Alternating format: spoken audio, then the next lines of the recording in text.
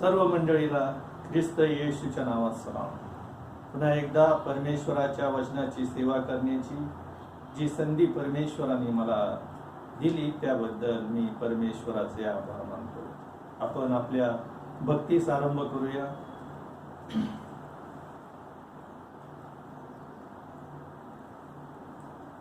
परमेश्वराचे स्तवन करा, कारण आमच्या देवाचे स्तोत्रे गाणे चांगले आहे, आल्हाददायक आहे आणि स्तोत्रे गाणं शुभच आहे।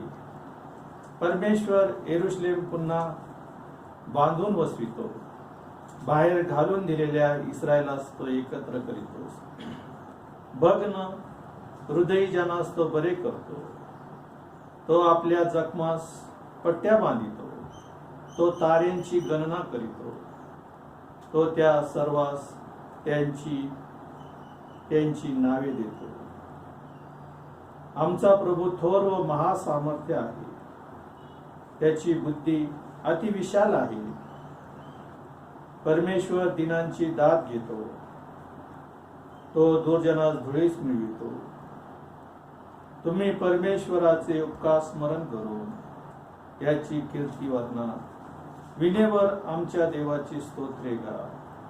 तो घोड्याच्या बलाने आनंदित होत नाही, तो मनुष्याच्या पायाने संतोष पावत नाही। जे परमेश्वराचे भय धरितात, जे त्याच्या दयेची प्रतीक्षा करतात, त्याचवर तो प्रसन्न होतो। देवबाप वाचलेली वचनं आपणा सर्वांसाठी आशीर्वादित करू। आपण प्रार्थना करूया। धन्यवादित आमच्या जिवंत गौरवी सामर्थ्यशाली परमेश्वर पित्या, आम्ही तुझी स्तुती करतो, तुझ्या नावाला मान महिमा गौरव देतो। खरोखर तू चांगला आहेस आणि तुझी दया सनातन आहे। मागील आठवडाभर तू आमचा सांभाळ केलास आणि पुन्हा तुझ्या वचनामध्ये तुझ्या भक्तगणामध्ये आणून तुझी सेवा करण्याची जी संधी तू आम्हाला लाभू दिली त्याबद्दल आम्ही तुझे आभार मानतो। हो दे परमेश्वरा, आज जे काही वचन तुझ्या भक्तगणासाठी येणार आहे ते विशेष करून तू आशीर्वादित असेल कर। आमचा धन्यता असणारा प्रभू येशू ख्रिस्त याच्या गोड आणि पवित्र नावात मागतो म्हणून तू ऐक बापा, आमेन। आजच्या मननासाठी जो शास्त्रभाग निवडलेला आहे त्याचं वाचन करण्यासाठी मी सौ संगीता हीच विनंती करतो की तिने येऊन शास्त्र भागाचं वाचन करावं। संगीता मिसा। आजच्या मननासाठी जो शास्त्रभाग निवडलेला आहे तो जुन्या करारातील उत्पत्तीचे पुस्तक याचा 2रा अध्याय 7 ते 17 ही वचने। मग परमेश्वर देवाने जमिनीतील मातीचा मनुष्य घडिला व त्याच्या नाकपुड्यात जीवनाचा श्वास फुंकिला, तेव्हा मनुष्य जीवधारी प्राणी झाला। एदेन बाग। परमेश्वर देवाने पूर्वेस एदेनात बाग लाविली आणि तीत आपण घडिलेल्या मनुष्याला ठेविले। परमेश्वर देवाने दिसण्यात सुंदर व अन्नासाठी उपयोगी अशी सर्व जातीची झाडे, बागेच्या मध्यभागी जीवनाचे झाड आणि बऱ्या वाईटाचे ज्ञान करून देणारे झाड ही जमिनीतून उगविली। बागेला पाणी देण्यासाठी एदेनात एक नदी उगम पावली, तेथून ती निघून तिचे फाटे फुटून 4 नद्या झाल्या। पहिलेचे नाव पिशोन, ही सगळ्या हवीला देशात विढते, तेथे सोने सापडते। या देशाचे सोने उत्तम असून तेथे माती व गोमेद ही सापडतात। दुसऱ्या नदीचे नाव गिहोन, ही सगळ्या कुश देशास वेढते।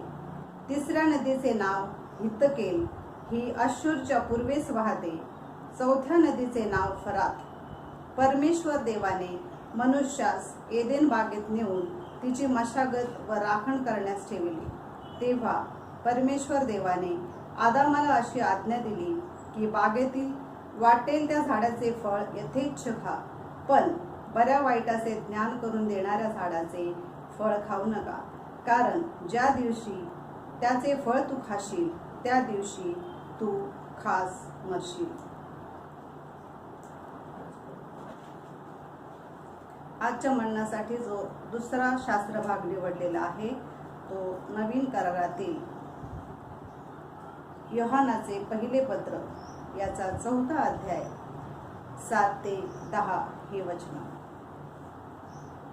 देवावरची प्रीती व एकमेकावरची प्रीती. प्रियजन हो, आपण एकमेकावर प्रीती करावी आणि प्रीती देवापासून आहे. जो कोणी प्रीती करीतो तो देवापासून जन्मलेला आहे व देवाला ओळखतो. जो प्रीती करीत नाही तो देवाला ओळखीत नाही, कारण देव प्रीती आहे.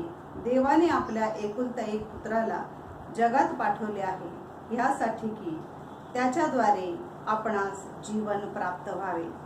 यावरून देवाची आपल्यावरील प्रीती प्रकट झाली.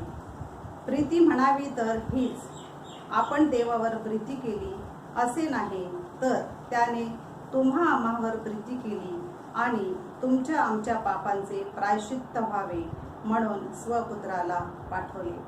देव बाप वाचलेली वचनं आपणासाठी आशीर्वादित करो. त्याच्या नावाला मान, सन्मान आणि गौरव युवानिव असो. आमीन. देवाच्या नावाला मान, महिमा, गौरव आता आणि सदा सर्व काळ असो. वाचलेली वचनं परमेश्वर पिता आशीर्वादित करो. आपण प्रार्थना करू. धन्यवादित आमच्या जिवंत गौरवी सामर्थ्यशाली परमेश्वर पित्या, आम्ही तुझी स्तुती करतो. तुझ्या नावाला मान, महिमा, गौरव देतो. खरोखर तू चांगला आहेस आणि तुझी दया सनातन आहे. परमेश्वरा, या शब्दात दिवशी तुझ्या भक्तगणापुढं तुझं वचन सांगण्याची जी सुवर्ण संधी तू मला लाभू दिलीस त्याबद्दल मी तुझ्या आभार मानतो. परमेश्वरा, त्या वधस्तंभाच्या आड मला घे आणि माझ्या मुखातून निघणारा प्रत्येक शब्द हा ख्रिस्त म्हटलेला शब्द माझ्या मुखातून निघते आणि तुझं गौरव तू माझ्याद्वारे करून घे अशी तुझ्या चरणाजवळ प्रार्थना आणि विनंती कर. आमचा धन्य तारणारा प्रभू येशू ख्रिस्त याच्या गोड आणि पवित्र नावात मागतो म्हणतो, ऐक बापा. आमेन. आजच्या म्हणण्यासाठी जो शास्त्रभाग निवडलेला आहे तो उत्पत्तीच्या पुस्तकातून आणि पहिले योहान याच्या पुस्तकातून निवडलेला आहे. आम्हाला पाहायला मिळतं की परमेश्वर पित्यानं पृथ्वीची निर्मिती कशी केली आहे हे आम्हास उत्पत्तीच्या पहिल्या अध्यायात पाहायला मिळतं. आम्ही पाहतो की ह्या पृथ्वीची निर्मिती करत असताना परमेश्वराने 6 दिवसामध्ये सर्व पृथ्वीची व मानवाची निर्मिती केलेली आम्हाला पाहायला मिळतं. आम्ही पाहतो की उत्पत्तीचं पुस्तक याचा पहिला अध्याय आणि 3ऱ्या वचनामध्ये देव बोलला, प्रकाश हो, आणि प्रकाश झाला.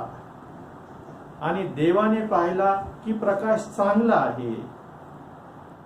देवाने प्रकाश व अंधकार वेगळे केले. हा पहिला दिवस म्हणून सांगण्यात आलेला आहे. दुसऱ्या दिवशी परमेश्वराने आम्हाला पाहायला मिळतं की जलाच्या मध्यभागी अंतराळ तयार हो व जलास दुभागणारे हो असे देवाने अंतराळ केले आणि अंतराळाच्या खालच्या व वरच्या जलास दुभागले आणि तसे झाले. देवाने अंतराळास आकाश म्हटले आणि सायंकाळ झाली व प्राप्त काळ झाला. हा दुसरा दिवस. पहिल्या दिवशी प्रकाश निर्माण केला, प्रकाश आणि अंधकार. दुसऱ्या दिवशी जलाच्या पृष्ठभागावर त्याने अंतराळ निर्माण केलं आणि ते दुभांगलं जावं असं परमेश्वराने आज्ञा केली. आणि जे अंतराळ समुद्राच्या वरती तयार झालं होतं ते परमेश्वराने दुभांगलं आणि दुभांगल्यानंतर ते वरती गेलं. दुभांगलं, समुद्राच्या पाण्यातून अंतराळ निर्माण केलं, ते दुभांगलं आणि ते वर घेतलं आणि परमेश्वराने त्याला आकाश हे नाव दिलेलं आम्हाला पाहायला मिळतं. हा दुसरा दिवस. तिसऱ्या दिवशी परमेश्वराने उत्पत्तीचं पुस्तक याचा पहिला अध्याय आणि 9व्या वचनामध्ये सांगितलं की जलाच्या, इथं काय सांगितलं तिसऱ्या दिवशी? जलाचा एक संच हो व कोरडी भूमी दृष्टीस पडो. कोरड्या भूमीस भूमी हे नाव दिले आणि पाण्याच्या संच जो वेगळा तयार केला होता समुद्रातून पाण्यातून त्याला समुद्र हे नाव दिले. म्हणजे पाण्यामधूनच त्यांनी भूमीसाठी वेगळा भाग निर्माण केला. काय सांगितलेलं आहे उत्पत्तीचं पुस्तक 1 अध्याय 3 वचनामध्ये, मग देव बोलला, आकाशाखाली जलाचा एक स्थळी संचय हो व कोरडी भूमी दृष्टीस पडो. देवाने कोरड्या भूमीस भूमी म्हटले व जलाच्या संचयास समुद्र म्हटले.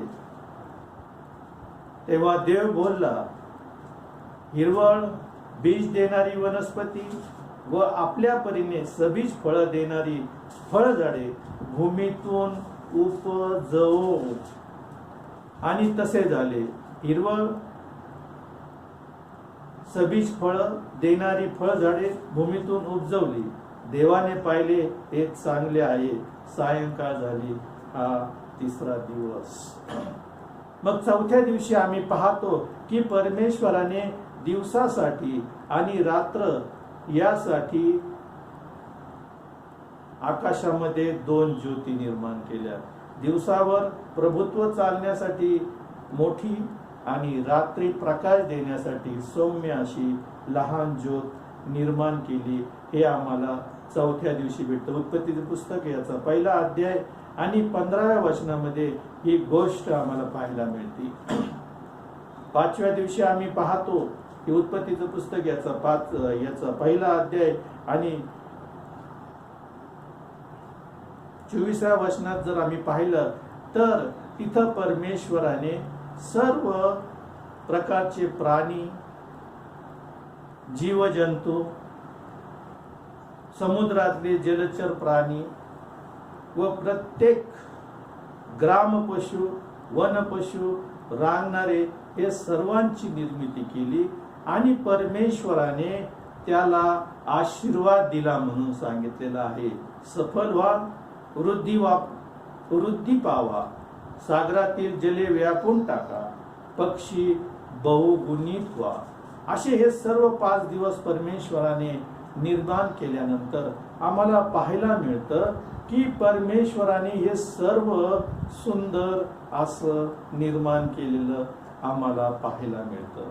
आणि ह्या वेळेस आम्ही पाहतो की उत्पत्तीचं पुस्तक याचा 1 अध्याय आणि 26व्या वचनामध्ये आम्हाला पाहायला मिळते की या सर्व गोष्टीची निर्मिती झाल्यानंतर आम्हाला पाहायला मिळतं की देव बोलला, आपण आपल्याशी सदृश्य असा मानव निर्माण करू. आणि आम्ही पाहतो की उत्पत्तीचं पुस्तक याचा 2 अध्याय आणि 7व्या वचनामध्ये त्याने सांगितलं की त्याने जमिनीतून माती घेतली, जमिनीची माती घेतली आणि त्याच्यापासून मनुष्य घडविला. आणि मनुष्य घडवल्यानंतर त्याच्यामध्ये आपला श्वास म्हणून सांगितलं.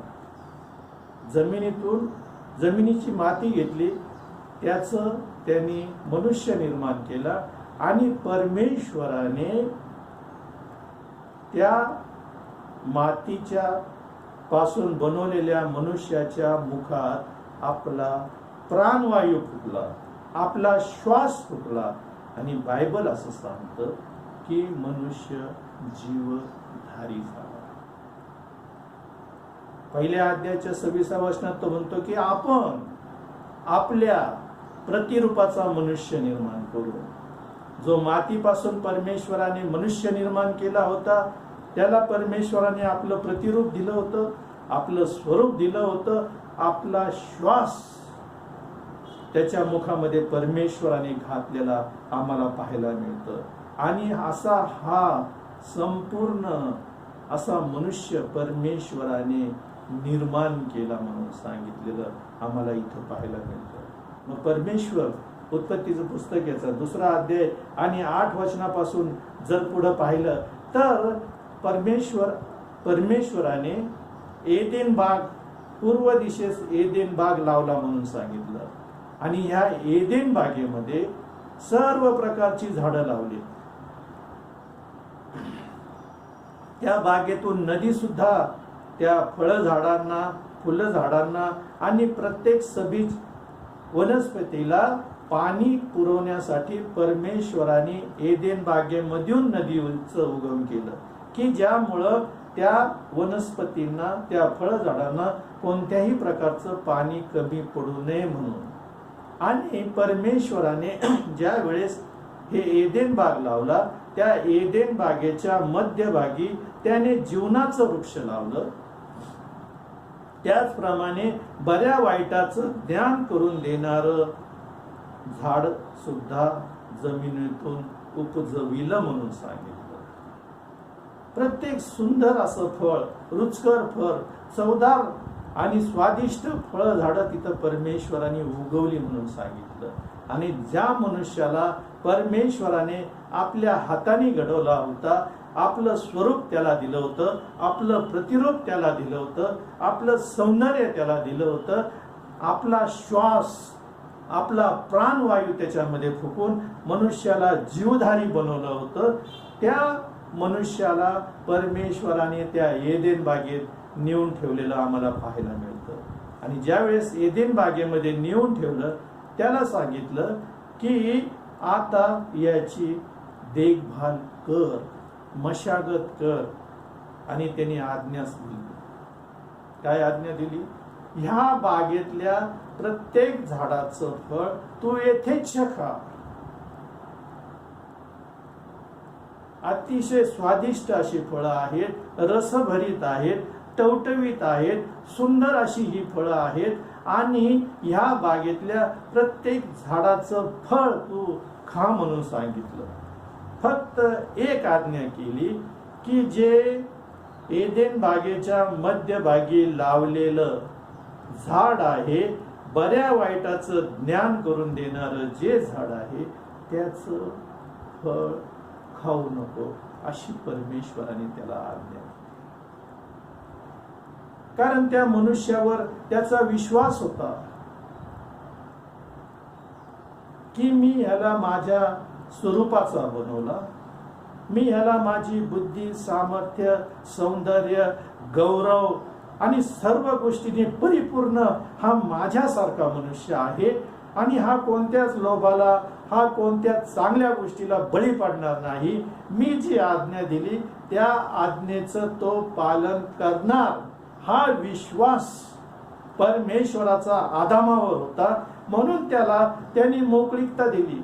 त्याच्यावर कोणत्याही गोष्टी त्यांनी लादल्या नाही की असं करू नको, तसं करू नको, या पद्धतीने वागू नको, या गोष्टी करू नको, काहीच नाही. त्या एदेन बागेची तू मशागत कर, देखभाल कर आणि तुला लागेल त्या झाडाचं तू फळ खा म्हणून सांगितलं. फक्त एकच आज्ञा दिली की एदेन बागेच्या मध्यभागी जे बऱ्या वाईटाचं ज्ञान करून देणार झाड आहे, त्या झाडाचं फळ खाऊ नको, एवढीच आज्ञा दिली. आणि आम्ही पाहतो की उत्पत्तीचं पुस्तक याच्या 3ऱ्या अध्यायामध्ये सर्पानं हवेला भुरळ पाडली आणि पाडल्यानंतर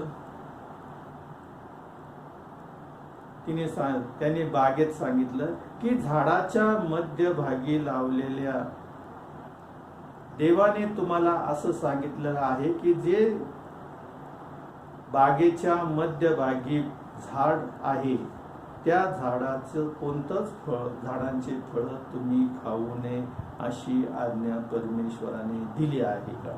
ती म्हणती नाही, आम्हाला सर्व झाडांची फळं खाण्यासाठी दिली, फक्त त्या बऱ्या वाईटाचं ज्ञान करून देणाऱ्या झाडाचं फळ खाऊ नको असं परमेश्वराने आम्हाला सांगितलं. तो म्हणतो तसं काही नाही. जर तुम्ही त्या झाडाचं फळ खाल्लं तर तुम्ही देवा समान होता. आणि तो तिला त्या एदेन बागेतून बोलत बोलत बोलत त्या झाडाजवळ घेऊन गेलं आम्हाला पाहिलं. आणि ज्या वेळेस त्या झाडाकडे तिने पाहिलं तर ते फळ खाण्यास चांगले, दिसण्यास मनोहर आणि शहाणपणाच्या प्राप्तीस इष्ट आहे असं स्त्रीला दिसलं म्हणून सांगितलं. त्यांनी मोह घातला आणि त्यांनी सांगितलं की जर तुम्ही या झाडाचं फळ खाल्लं तर तुम्ही देवा समान व्हाल. आणि ज्या वेळेस या गोष्टी तिच्या मनात तो बिंबवत गेला, तिच्या संगती बोलत गेला, तिच्या संगती तो सहभाग देत गेला आणि त्यानं तिच्या मनात घातलं. ती काय त्या बऱ्या वाईटाचं झाड ती पाहत नव्हती, रोज पाहत होती. जीवनी झाडाचं फळ सुद्धा ती रोज बघत होती.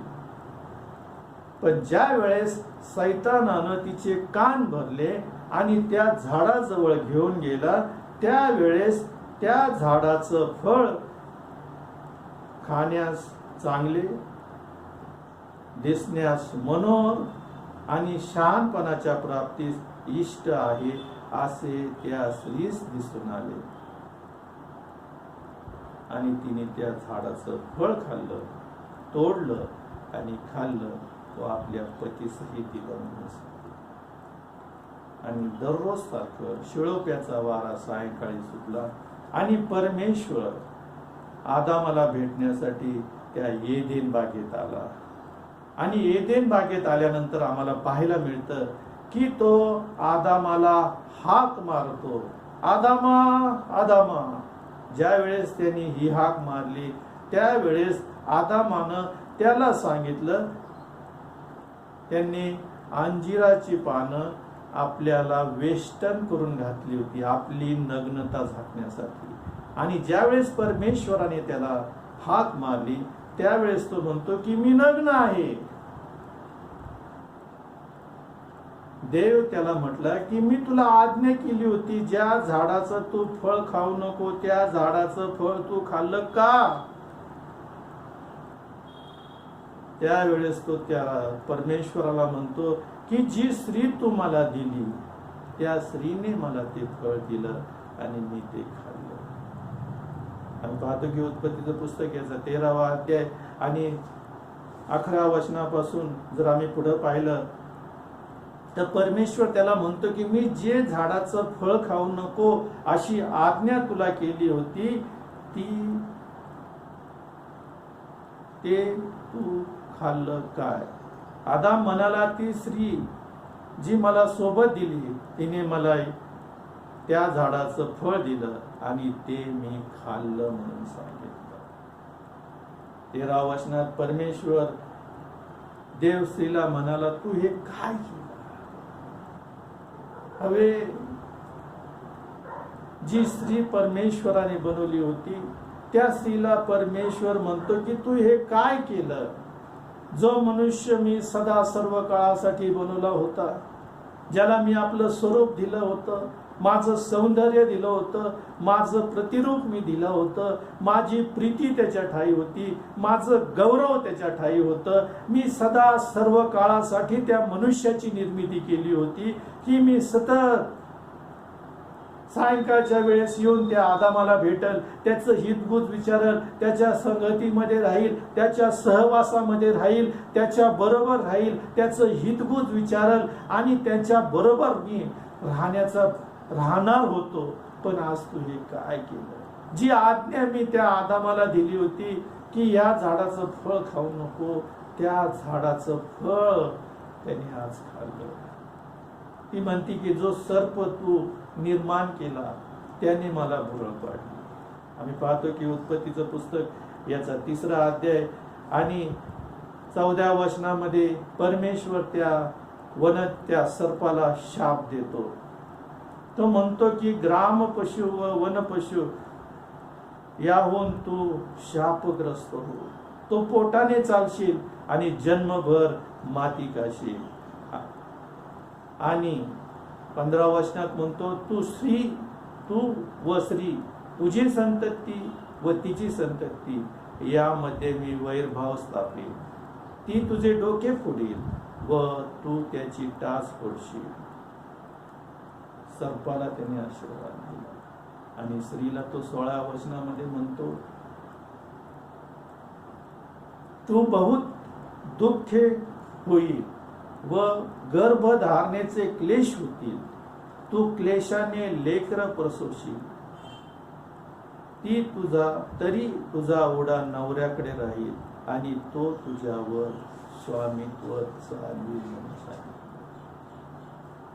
ज्या वेळेस परमेश्वराने सर्व पृथ्वीची निर्मिती केली, सर्वांना आशीर्वाद दिला, फलद्रूप व्हा, पृथ्वी व्यापून टाका असा आशीर्वाद दिला. स्त्रीला आणि पुरुषाला सुद्धा, आदाम आणि हवेला सुद्धा त्याने आशीर्वादित केलं म्हणून सांगितलं. आणि हा आशीर्वाद दिल्यानंतर, परमेश्वराच्या आज्ञा मोडल्यानंतर हवाला तो म्हणतो की तुला क्लेश होतील आणि तो तुझ्यावर स्वामित्व गाजतो. स्त्री आणि पुरुष त्याने एक समान केलेलं आम्हाला पाहायला मिळतं. त्याच्यामध्ये कोणताच फरक मनुष्यामध्ये आणि स्त्रीमध्ये परमेश्वराने ठेवलेला आम्हाला दिसत नाही. दोघही परमेश्वराने स्वतःच्या स्वरूपाचे बनवले होते आणि त्यांच्या ठाई कोणतंच वाईट गोष्ट नव्हती आणि दोघांनाही समान अधिकार देण्यात आले होते. पण ज्या वेळेस स्त्रीने फळ खाऊन आपल्या आदामाला सुद्धा फळ दिलं, त्यावेळेस तो म्हणतो की तो तुझ्यावर स्वामित्व चालवे. पुढे तो आदामाकडे आला. आदामाला तो म्हणाला, तू आपल्या स्त्रीचे ऐकले आणि ज्या झाडाचे फळ खाऊ नको म्हणून मी तुला आज्ञा केली होती त्याचे फळ तू खाल्ले, म्हणून तुझ्यामुळे भूमीला शाप आला आहे.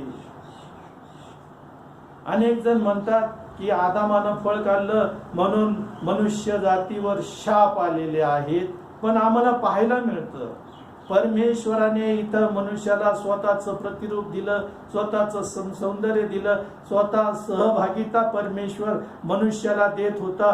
म्हणून तो मनुष्याला, आपल्या प्रतिरूपाला, आपल्या प्रीतीला, आपल्या सौंदर्याला परमेश्वर शाप देऊ शकला नाही. तर तो आदामाला म्हटला की तुझ्यामुळं भूमीला शाप आलेला आहे.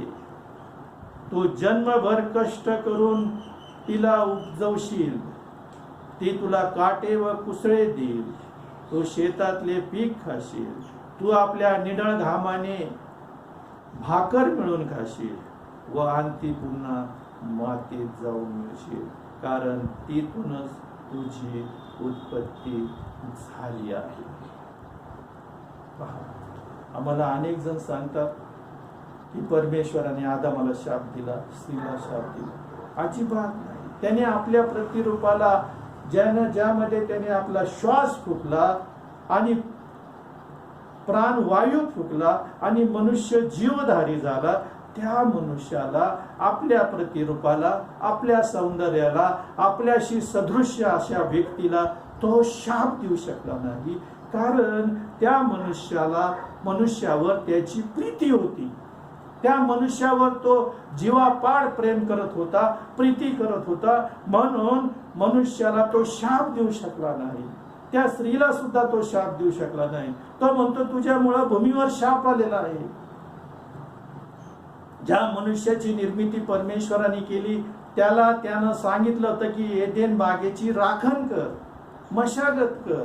पण इथं म्हणतो तू कष्ट करून खाशील, तू निडळ घामाने भाकर मिळून खाशील आणि पुन्हा जाऊन मातीशी मिळशील, कारण मातीपासूनच तुझा जन्म झालेला आहे, मातीतच जाऊन मिळशील. आणि आम्ही पाहतो की परमेश्वराने जे आपलं प्रतिरूप दिलं होतं, जे आपलं सौंदर्य दिलं होतं, त्या सौंदर्यापासून, त्या सहभागितेपासून, त्या संगतीपासून मनुष्य आणि परमेश्वर दुरावला गेला म्हणून सांगितलं. तो मनुष्याला म्हणतो तू निढळाच्या घामाने भाकर मिळून खाशील व अंती पुन्हा मातीत जाऊन मिळशील, कारण तिथूनच तुझी उत्पत्ती झाली आहे. परमेश्वर त्या मनुष्याला, आपल्या प्रतिरूपाला, आपल्याशी सदृश्य अशा मनुष्याला शाप दिला नाही, तर त्याच्या कष्टामध्ये वाढ केली. जे काही कष्ट त्याला सांगितले होते ते कष्ट मध्ये त्याने वाढ केलेली आम्हाला पाहायला केली होती. की ज्या झाडाचं बऱ्या वाईटाचं ज्ञान करून देणाऱ्या झाडाचं फळ खाऊ नको आज्ञा केली होती.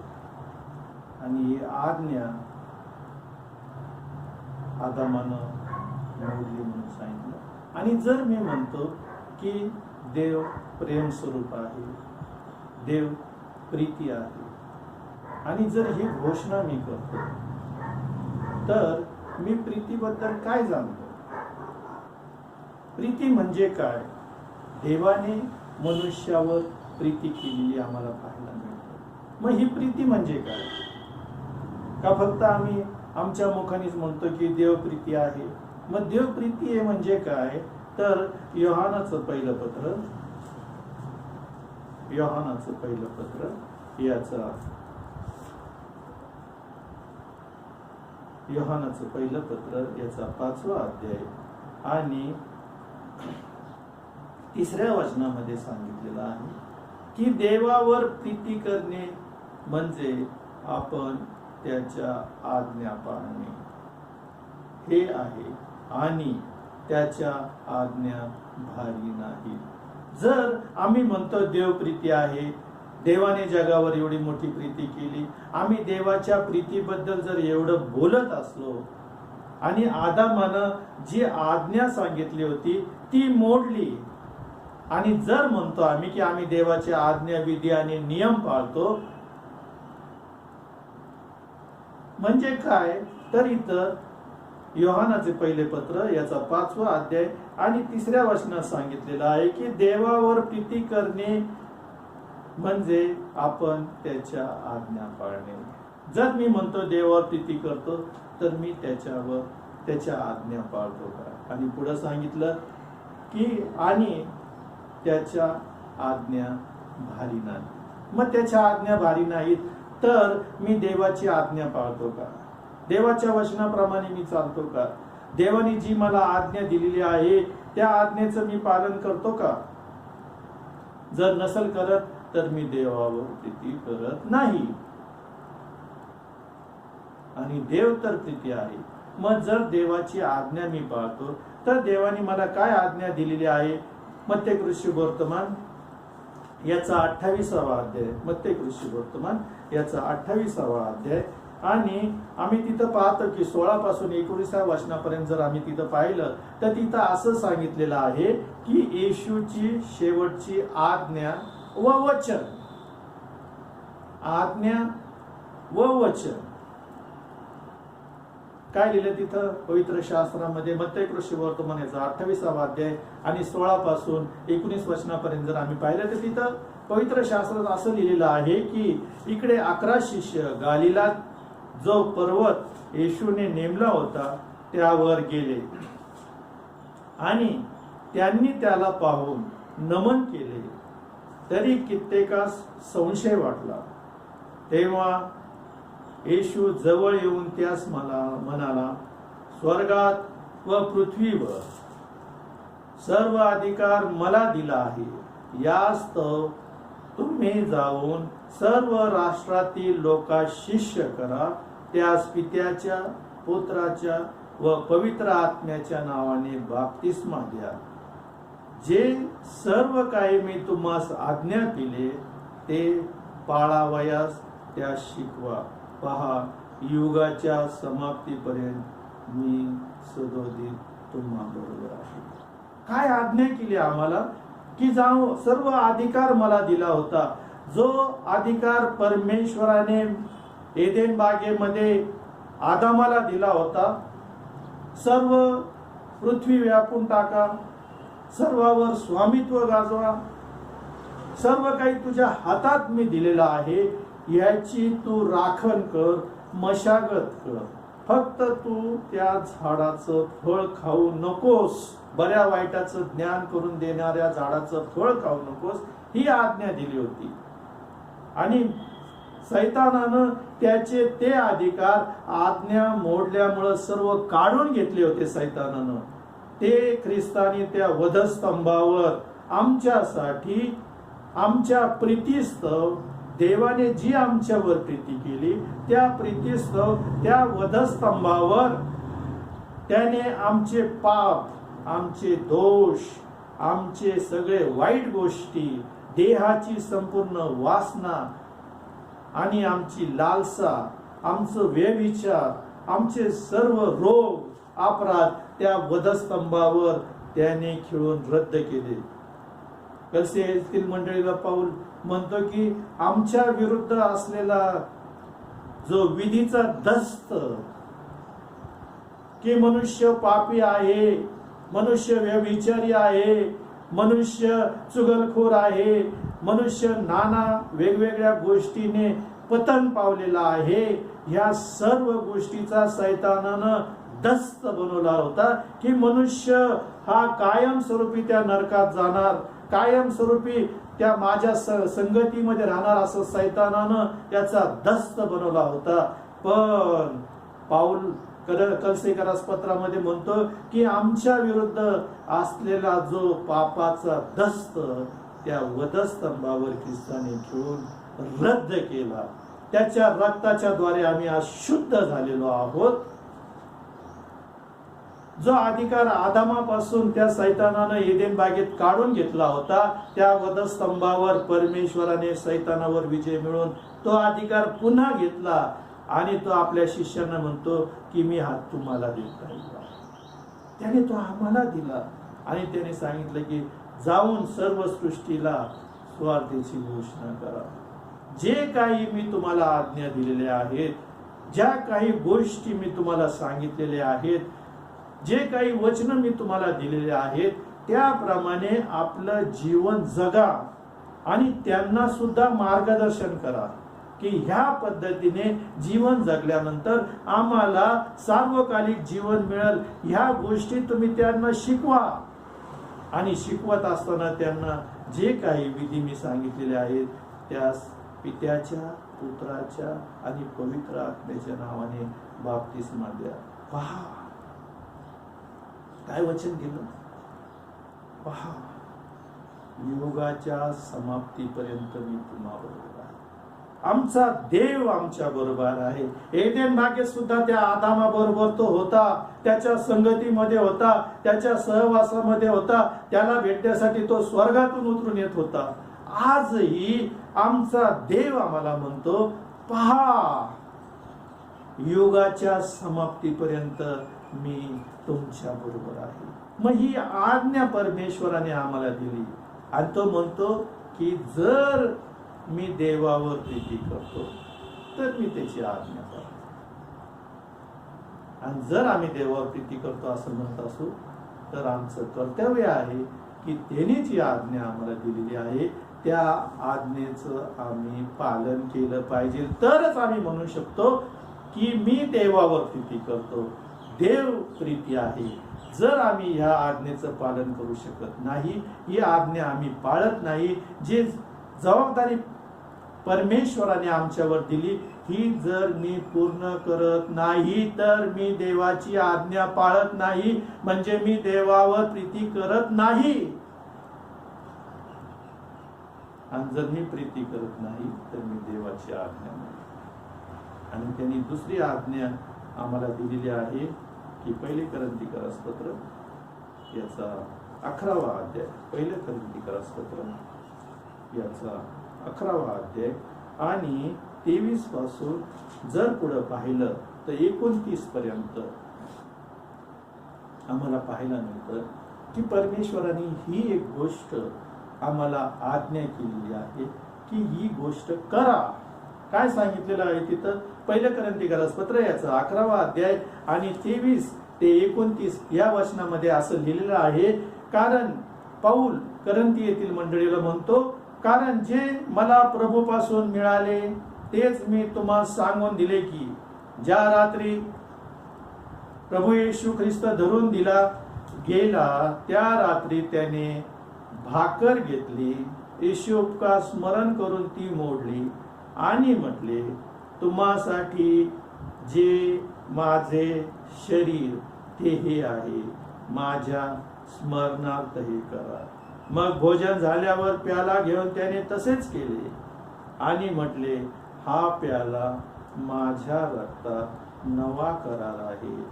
जितक्यांदा तुम्ही हा पिता तितक्यांदा माझ्या स्मरणार्थ करा. कारण जितक्यांदा तुम्ही ही भाकर खाता व हा प्याला पिता तितक्यांदा तुम्ही प्रभूच्या मरणाची, काय सांगितलेलं आहे, जितक्यांदा तुम्ही ही भाकर खाता व हा प्याला पिता तितक्यांदा तुम्ही प्रभूच्या मरणाची तो येईपर्यंत घोषणा करतो. मग आम्ही घोषणा करतो का? आम्हाला सांगितलं पृथ्वीच्या शेवटपर्यंत जाऊन देवाचे वचनाची घोषणा करा, त्यास पित्याच्या पुत्राच्या पवित्र आत्म्याच्या नावात बाप्तिस्मा द्या. आणि इथं तो म्हणतो की माझ्या मरणाची मी येईपर्यंत तुम्ही घोषणा करा. मग ही घोषणा आम्ही करतो का? ही सुवार्ता आम्ही गाजवतो का? प्रभूने जे आम्हाला जे कर्तव्य करण्यासाठी सांगितलेले आहे, जी आज्ञा आम्हाला सांगितलेली आहे, त्या आज्ञेचं आम्ही पालन करतो का? जर आम्ही करत नाही तर आमच्या ठाई प्रीती नाही. मग काय आज्ञा आम्ही पाळत नाही? जर आम्ही आज्ञा पाळत नाही तर आमचं ख्रिस्तावर प्रीती नाही आणि देव तर प्रीती आहे.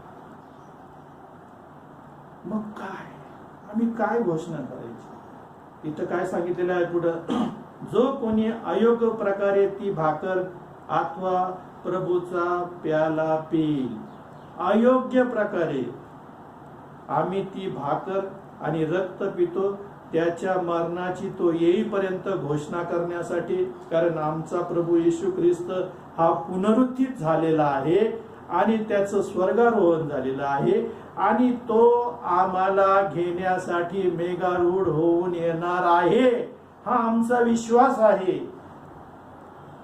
ही त्याची प्रीती आमच्यावर आहे, ही त्याची कृपा आमच्यावर आहे आणि म्हणून आम्हाला हा विधी आणि आज्ञा पाळण्याचा त्याने आम्हाला आज्ञा दिलेली आहे. जो कोणी अयोग्य प्रकारे ही भाकर खाईल अथवा प्रभूचा प्याला पिईल तो प्रभूचे शरीर व रक्त या संबंधाने दोषी होईल. यास्तव मनुष्याने आपली परीक्षा करावी. ज्या वेळेस आम्ही प्रभोजन घेतो आम्ही ते अयोग्य प्रकारे न घेता आम्ही आमचं आत्मपरीक्षण केलं पाहिजे की जेव्हा देवाने जे मला आज्ञा दिलेली आहे, जी घोषणा करण्यासाठी दिलेली आहे, जे सुवार्ता प्रसार करण्यासाठी मला आज्ञा परमेश्वराने केलेली आहे, या गोष्टीचं भान ठेवून मी परमेश्वराच्या आज्ञेचं पालन करून मी ही भाकर व हा प्याला पिला पाहिजे. तो प्रभूचे शरीर व रक्त या संबंधाने दोषी होईल. यास्तव मनुष्याने आपली परीक्षा करावी आणि मगच त्या भाकरीतून खावे व त्या प्याल्यातून प्यावे. त्या शरीराला न अनुलक्षण करून, काय सांगितलेलं आहे, ते शरीर जे ख्रिस्ताचं होतं, जे पवित्र होतं, जे निर्दोष असं होतं, पण आमच्यासाठी त्या वधस्तंभावर पित्यानं आमच्या प्रीतीसाठी आपला एकुलता एक पुत्र देऊन त्याला वधस्तंभावर खेळलं.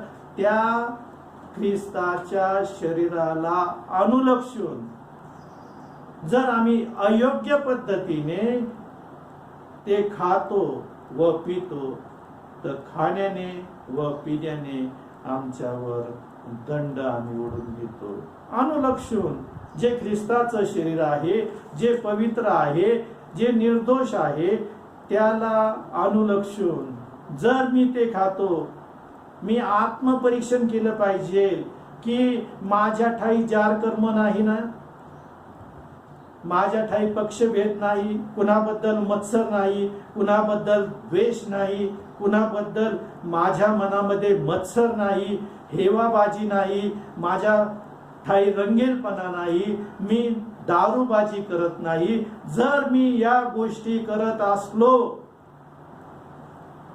तरच मला ख्रिस्ताच्या शरीरामध्ये सहभागिता घेण्याचा अधिकार आहे.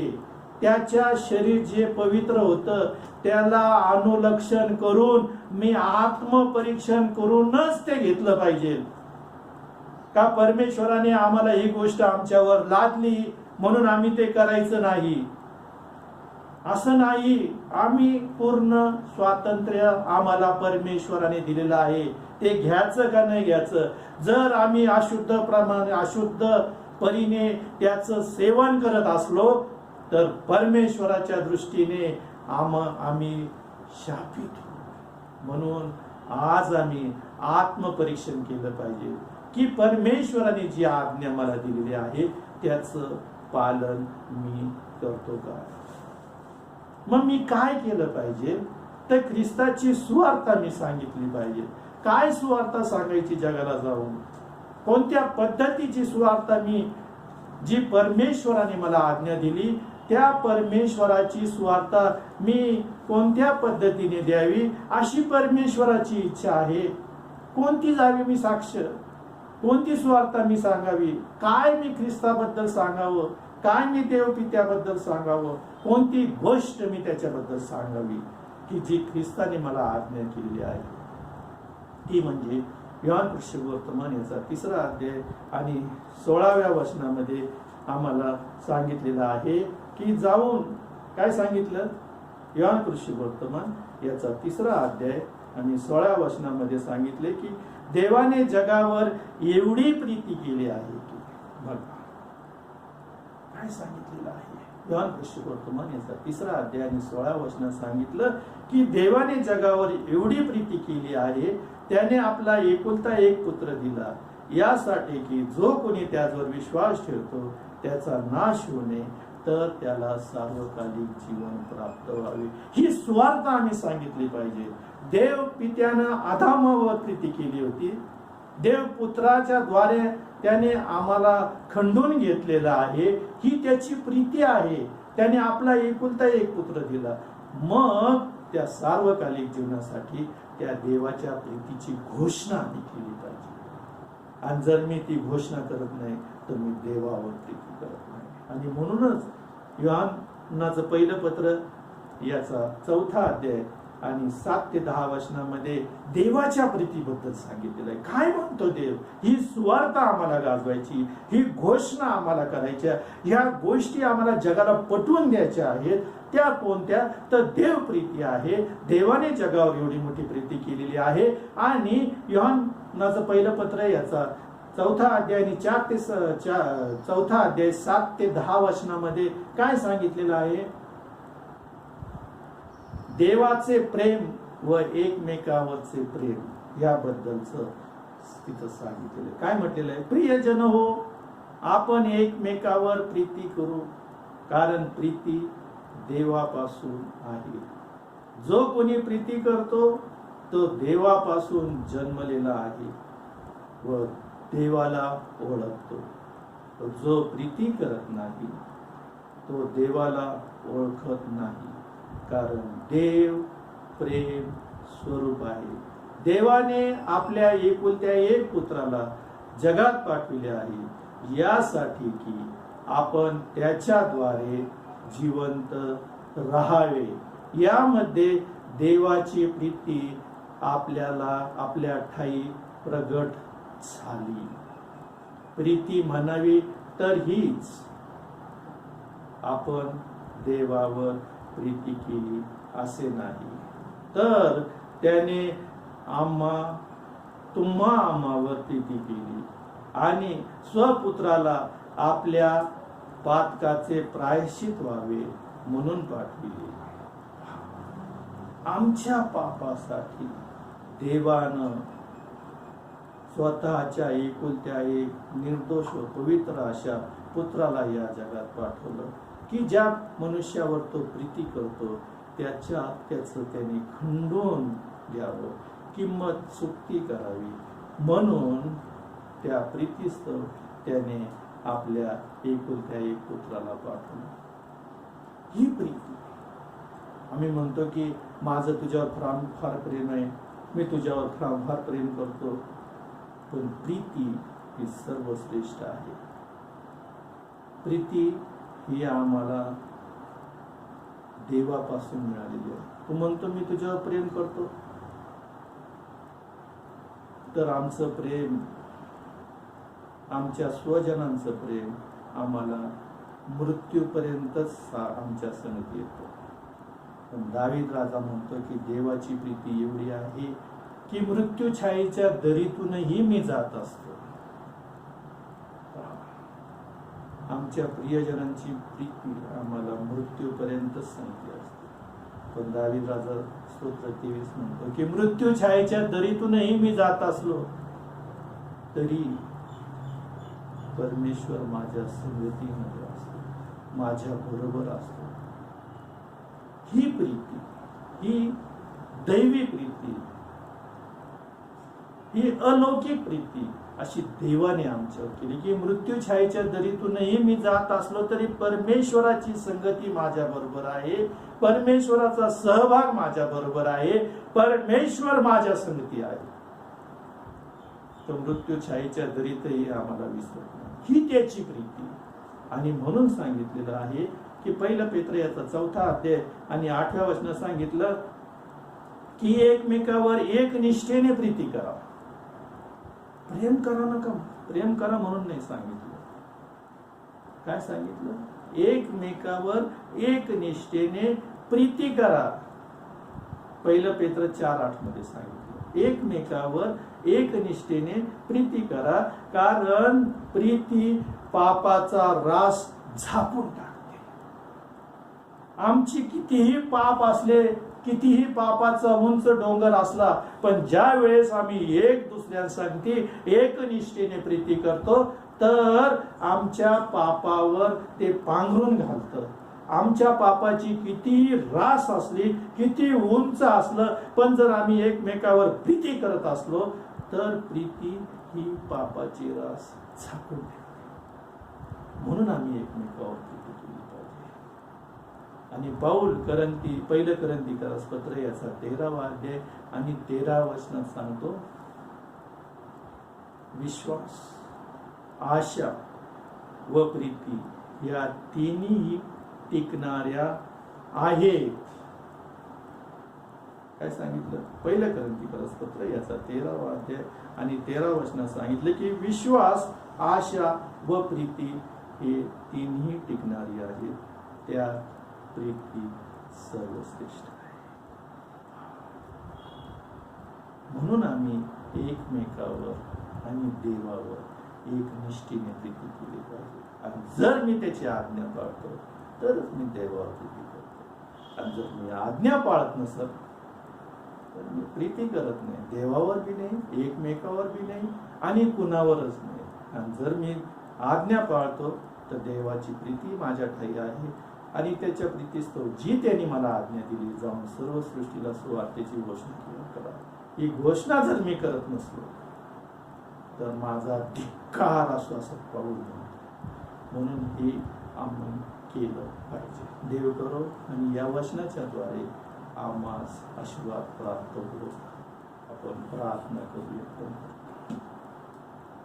धन्यवादित आमच्या जिवंत गौरवी सामर्थ्यशाली परमेश्वर पित्या, आम्ही तुझी स्तुती करतो, तुझ्या नावाला मान महिमा गौरव देतो. खरोखर तू चांगला आहेस आणि तुझी दया सनातन आहे. परमेश्वरा, या सुंदर अशा शाबात दिवशी तुझी उपकार स्तुती करण्यासाठी तुझ्या भक्तगणामध्ये तुम्हाला पुन्हा एकदा घेऊन आलास आणि तुझ्या प्रीतीस्तव तुझं गौरव तू आमच्या द्वारे करून घेतलंस, म्हणून तुझे उपकार मानतो. खरोखर परमेश्वरा, तुझा सेवक पाऊल म्हणतो की आशा, विश्वास आणि प्रीती टिकणाऱ्या गोष्टी आहेत, पण प्रीती ही सर्वश्रेष्ठ आहे. खरोखर परमेश्वरा, ज्या मनुष्यावर तू प्रीती केली त्या मनुष्याने आज्ञा मोडली आणि संपूर्ण जग ह्या पापामध्ये गेलं. आणि परमेश्वरा, त्या मनुष्याला तू आपलं स्वरूप दिलं, आपलं प्रतिरूप दिलं, आपला श्वास दिला. त्या मनुष्याच्या प्रीतीस्तव तू आपला एकुलता एक पुत्र या जगामध्ये पाठवला. आणि परमेश्वरा, त्याच्या रक्ताच्या द्वारे, त्या निर्दोष अशा पुत्राच्या रक्ताच्या द्वारे तू आमची किंमत त्या वधस्तंभावर भरली आणि आम्हाला तो मोलानं विकत घेतले. ही तुझी प्रीती मनुष्यावर आहे परमेश्वरा. ही तुझी कृपा तू मनुष्यावर ठेवलेली आहे, त्याबद्दल आम्ही तुला धन्यवाद देतो. आणि परमेश्वरा, तुझ्या वचनात सांगितलेलं आहे की तुम्ही एकमेकावर एक निष्ठेने प्रीती करा. आज या शेवटच्या काळामध्ये आम्ही जगत असताना परमेश्वरा, आम्ही एकमेकावर एक निष्ठेने प्रीती करणं गरजेचं आहे. जे वचन तू आम्हाला सांगितलेलं आहे त्या वचनाचं आम्ही अनुकरण करून आम्ही एकमेकावर एक निष्ठेने प्रीती करावी. जी आज्ञा तू आम्हाला दिलेली आहे त्या आज्ञेचं आम्ही पालन करावं, म्हणून तू आम्हाला सहाय्य कर, मदत कर, मार्गदर्शन कर. परमेश्वरा, आज इथं जमलेले हे सर्व भक्तगण जे तुझं वचन ऐकत आहेत त्यांच्या ठाई सुद्धा तुझी प्रीती असू दे. कारण प्रीती ही पापाचं जी काही रास आहे ती झाकून टाकते. आणि परमेश्वरा, या प्रीतीस्तवच आम्ही एकमेकांच्या संगती सहभागिता असावी, एकमेकाच्या संगती असावी, एकमेकाच्या बरोबर असावं, म्हणून तू आम्हाला तुझ्या प्रीतीस्तव एकत्र आणलं, त्याबद्दल आम्ही तुला धन्यवाद देतो. आणि ही ख्रिस्ताची प्रीती आम्हा सर्वांबरोबर आता आणि सदा सर्व काळ राहू दे. कारण तू म्हणतोस की पहा, बंधूंचे ऐक्याने एकत्र येणे किती चांगले व मनोहर असे आहे. कारण परमेश्वराने तिथे अनंतकालीन जीवन ठेवलेलं आहे. हे अनंतकालीन जीवन म्हणजे तुझी प्रीती, तुझी समक्षता आणि तुझा सहवास तू आमच्यामध्ये ठेवलेला आहे, म्हणून तुला धन्यवाद देतो. होऊ दे परमेश्वरा, तुझ्या वचनाची घोषणा आम्ही सर्व करत असताना तू आम्हाला सहाय्य कर, मदत कर, मार्गदर्शन कर, ज्याच्याद्वारे आम्ही इतरांना ख्रिस्ताची प्रीती दाखवावी आणि ख्रिस्ताच्या प्रीतीमध्ये त्यांना घेऊन येऊन त्यांचा पित्याच्या, पुत्राच्या आणि पवित्र आत्म्याच्या नावात बाप्तिस्मा करून तुझ्या आज्ञा आणि विधी त्यांना शिकवण्यासाठी तू तुझ्या वचनाद्वारे तू आम्हाला भर, तुझ्या प्रीतीनं तू आम्हाला भर. तू आमच्या संगतीमध्ये राहा, तू आमच्या बरोबर राहा. कारण तुझं वचन सांगितलेलं आहे, पहा, युगाच्या समाप्तीपर्यंत मी तुम्हाला. आणि खरोखर परमेश्वरा, तू स्वतःपेक्षा आपल्या वचनाला अधिक महत्व देतो. त्याच वचनाच्या द्वारे, त्याच पुत्राच्या द्वारे पित्या ही प्रार्थना आणि विनंती करतो, म्हणून तू ऐक बापा. आमेन. आपण प्रभूने शिकवलेली प्रार्थना म्हणूया. हे आमच्या स्वर्गातील बापा, तुझे काम पवित्र मानले जाओ, तुझे राज्य येवो, जसे स्वर्गात तसे पृथ्वीवरही तुझ्या इच्छेप्रमाणे हो. आमची रोजची भाकर आज आम्हाला दे, आणि जसे आम्ही आमच्या ऋणीयांस ऋण सोडले आहे तसेच तू आमच्या ऋणी आम्हास सोड, आणि आम्हास परीक्षेत आणू नकोस, तर आम्हास वाईटापासून सोड.